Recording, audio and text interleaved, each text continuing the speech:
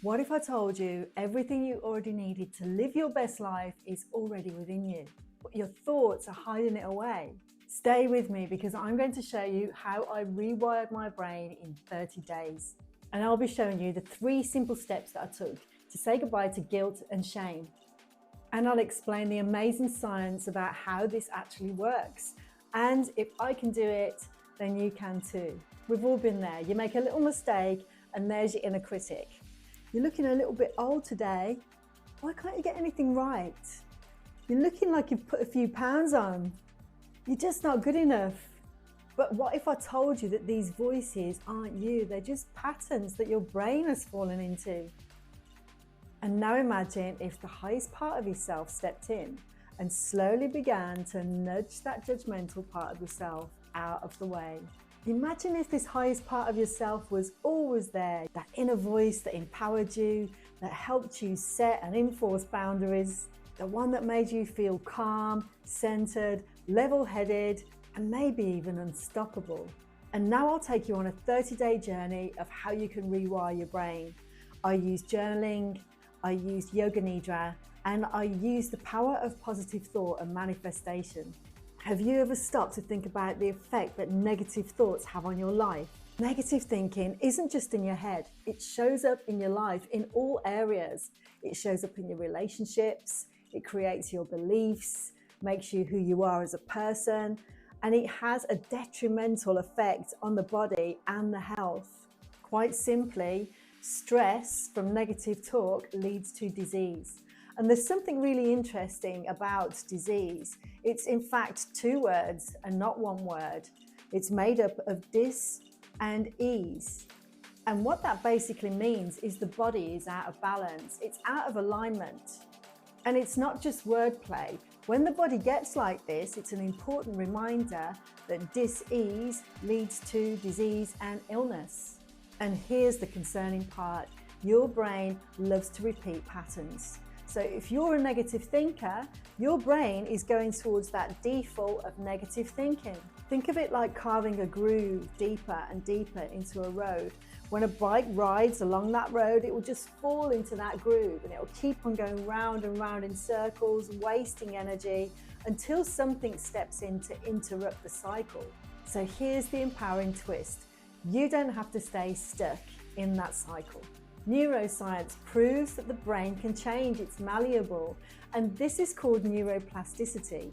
It's the brain's ability to rewire and to adapt. So you have the power within you to create a new reality and a new life. Let me tell you a story about Dr. Joe Dispenza. This will blow your mind. Dr. Joe Dispenza is a neuroscientist and he had an awful accident on his bike. Doctors told him he was never going to walk again. And what he did, he refused the complicated surgery that he was offered, and he decided to heal himself with his mind and his thoughts. And that's what he did. He healed himself with thoughts and visualization. And within weeks, he made a miraculous recovery. Now, I'm not saying here, don't have any life-saving surgery or any medications here. But there is some truth in that because I've seen this out on the road as a paramedic. For example, when we are giving somebody morphine, which is a pain-killing drug, we describe the process of putting a cannula into their vein so that we can give them the drug. We say that we're going to give them some water first. And sometimes when they have that water, that initial water to flush the tube through, they thank you and say, I feel so much better. And this is a common occurrence out in the field. This is called placebo drugs. Placebo drugs is doses of drugs, usually in a trial environment, that are given to people, which are things like sodium chloride. They have no therapeutic benefits whatsoever. But if that person feels like they've had medication, then they map their mind down to heal. So this is where it gets good.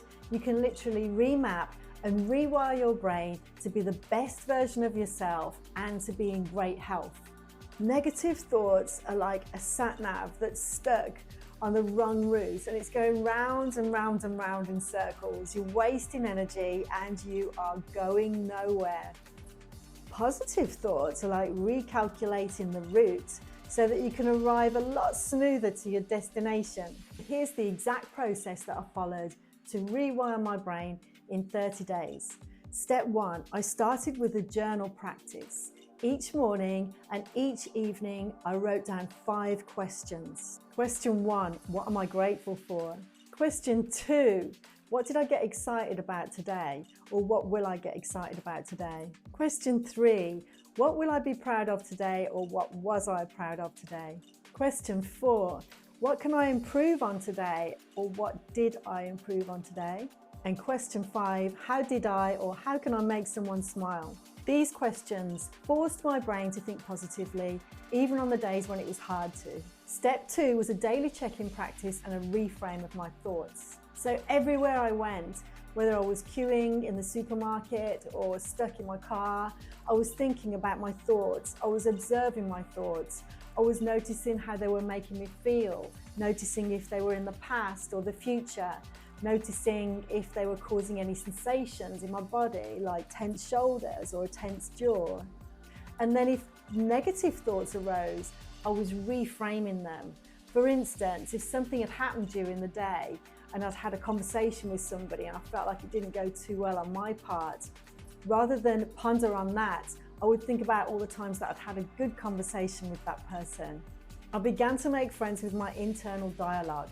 And when anxiety came knocking on the door, pestering me, making me feel a little bit uptight, I spoke to anxiety and I said, "Hi anxiety, thanks for showing up here, but I'm not under any threat at the moment, so you can go."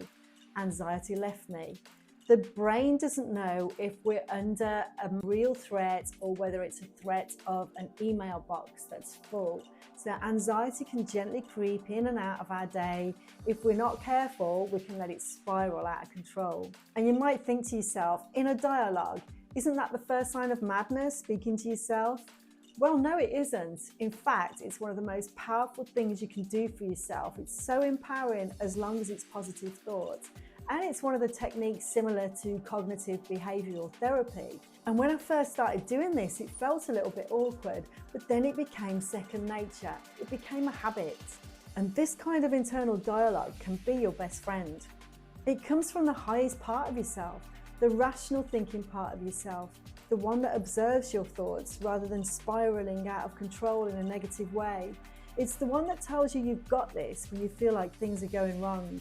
So make friends with this internal dialogue. It's a simple yet powerful way to control your inner world. And step 3 was Yoga Nidra practice. And this was the real game changer. Every night I went into a relaxed state and I reflected on my day. I remembered all the moments that made me smile. I connected with my sense of gratitude. I recognized my achievements. And when things hadn't gone to plan, I rewrote my history. I replayed scenarios, thinking about the way I wanted that situation to go. So I was literally rewriting my history and writing my future into my Yoga Nidra practice every night. So what makes Yoga Nidra so powerful? Have a look at this. Well, the answer lies in your brain. Yoga Nidra guides you from beta waves, where we spend most of our time alert but stressed, to alpha waves, and these promote relaxation and self-awareness. And then finally to theta waves. These are the gateway to our subconscious mind. And when you enter the theta wave state in Yoga Nidra, it can be like opening the door to a quiet room in your mind. In this stillness, you can rearrange the clutter of negative thoughts and intentionally decorate the space with positive thoughts and manifestations of ideas for growth. And when we look at the power of Yoga Nidra, there's 3 powerful ways that it transforms the mind. Your subconscious mind is where habits, beliefs, and automatic thoughts live. When negative thoughts dominate, it's due to patterns that are deeply ingrained in the brain.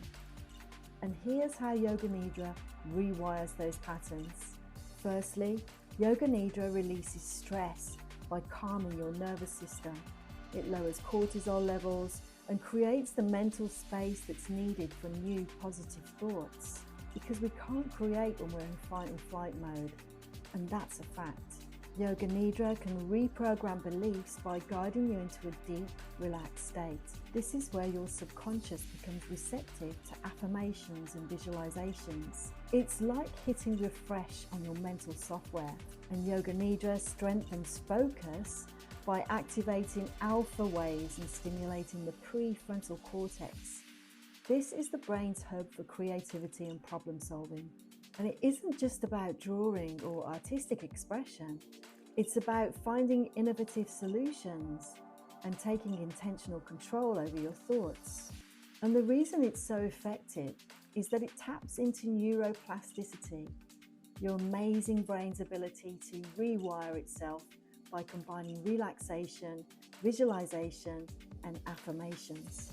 This helps your brain default to positive thoughts, release old limiting beliefs, and build new pathways that align with your visions, values, and dreams.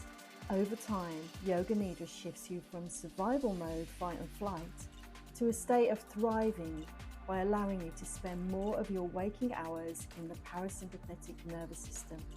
And this leads to greater emotional balance.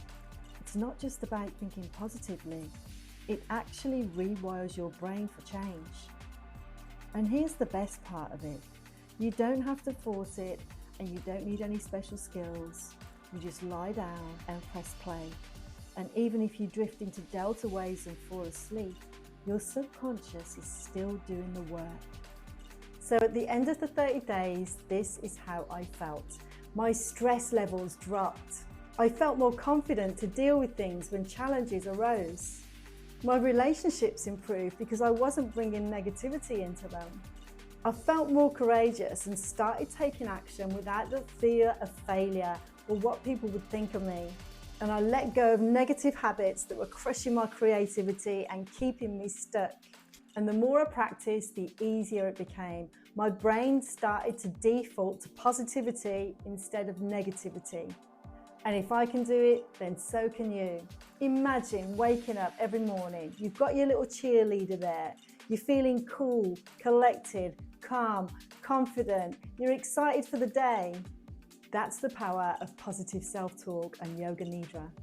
I'll be sharing the exact Yoga Nidra practice that I use to control all of these feelings. And I'll be sharing the journal that I use so you can do this too. Stay tuned and I'll be back soon.